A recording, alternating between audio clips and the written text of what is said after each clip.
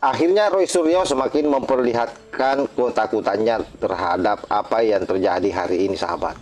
Dimana kita melihat dia ngamuk, marah-marah karena ada data yang dia cari dan itu dia tidak temukan.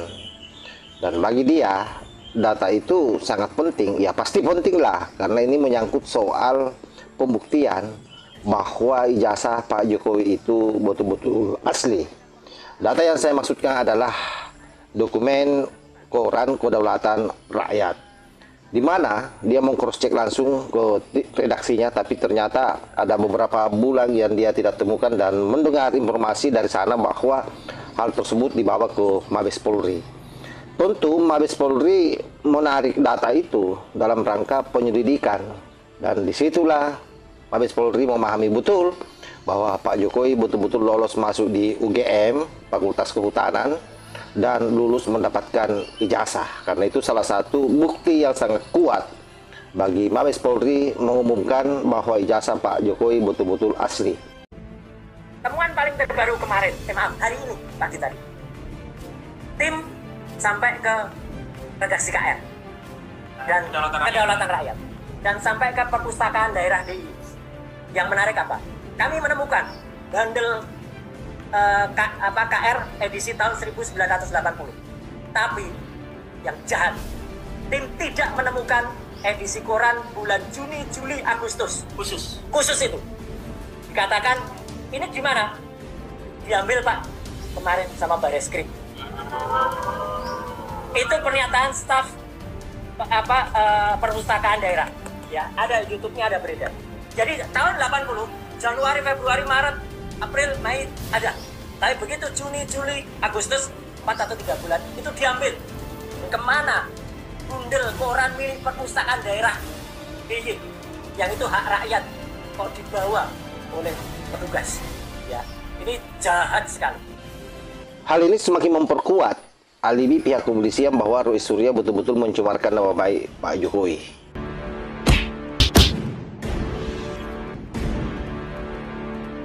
Assalamualaikum warahmatullahi wabarakatuh. Om Swastiastu, Namo Buddhaya, salam kebajikan. Sahabat-sahabat dimanapun juga berada, saya kira video cuplikan di awal itu memberi gambaran ya bahwa memang betul-betul Roy Suryo dan seluruh rekan-rekannya semakin ketakutan karena data yang membuktikan bahwa Pak Jokowi betul-betul terdaftar di UGM sebagaimana berita koran yang pernah dimuat di masa lalu itu telah ditarik oleh Mabes Polri, dan hal itu membuat Roy Suryo geram, mengamuk-ngamuk dia mencari data itu di kantor redaksi Kedaulatan Rakyat, dan data itu beberapa bulan hilang, terutama di masa-masa pemberitaan tentang kelulusan Pak Jokowi masuk di perguruan tinggi UGM. Apa yang kita bisa simpulkan dari persoalan itu? Tentu yang pertama bahwa semakin kuat alibi daripada penyidik di Polda Metro Jaya dengan data tersebut bahwa memang Roy Suryo mencemarkan nama baik Pak Jokowi dan menyebarkan informasi hoax dan melakukan hujatan di media sosial, melakukan provokasi di media sosial, mengajak rakyat untuk membenci Pak Jokowi. Nah, kita lihat saja ke depan seperti apa pihak kepolisian Republik Indonesia mempercepat kasus ini, karena biar bagaimanapun juga seluruh rakyat Indonesia saya yakin menunggu kasus ini cepat selesai. Sebab kalau tidak, sekali lagi ini menjadi barometer bagi Polda Metro Jaya bahwa betul-betul mereka-mereka semua ini adalah orang-orang yang independen, yang profesional. Dan bisa dibayangkan sahabat ya, ketika kasus ini didorong pada saat Pak Jokowi masih menjadi presiden, saya yakin nyanyian-nyanyian para gerombolan pemburu ijazah Pak Jokowi ini akan lain lagi. Dia akan mengatakan bahwa hukum yang ada hari ini diintervensi oleh presiden. Kalau misalnya waktu itu kasus ini didorong pada saat Pak Jokowi masih menjabat sebagai presiden. Karena itu saya kira dalam posisi Pak Jokowi sebagai rakyat biasa, hari ini tidak ada lagi alasan bagi mereka untuk mengatakan bahwa Pak Jokowi melakukan intervensi. Nah, tinggal kita lihat ke depan, karena saya melihat gelagat daripada Roy Suryo CS ini semakin ke sini semakin ngawur.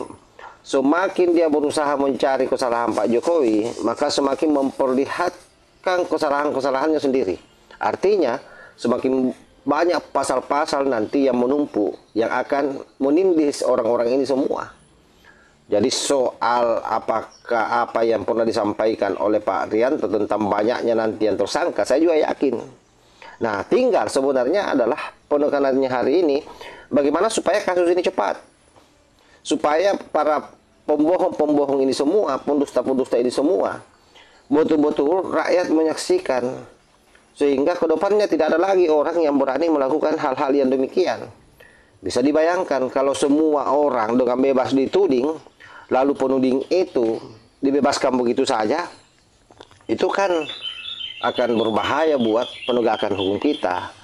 Taruhlah misalnya hari ini, saya yakin mereka semua ini akan berupaya bagaimana supaya damai dengan Pak Jokowi. Nah, kalau sampai itu terjadi, maka ini berbahaya untuk penegakan hukum kita. Kenapa? Karena orang ini sudah sangat kurang ajar, orang ini sudah sukses membangun opini di media sosial, mempengaruhi pikiran masyarakat.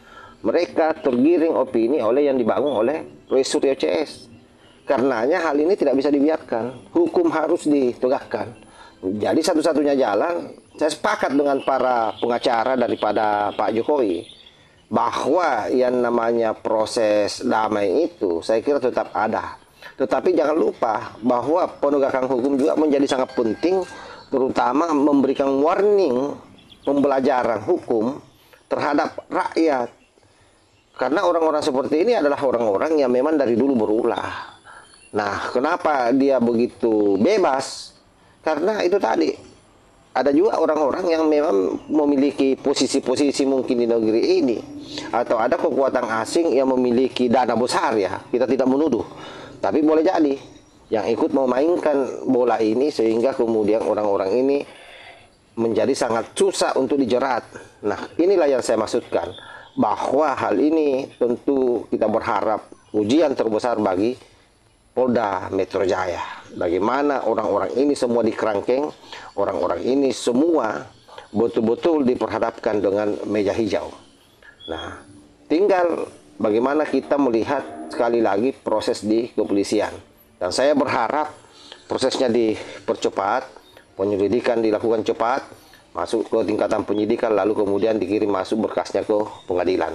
Saya kira demikian sahabat. Wallahul muwaffiq ila aqwamit thariq. Wassalamualaikum warahmatullahi wabarakatuh.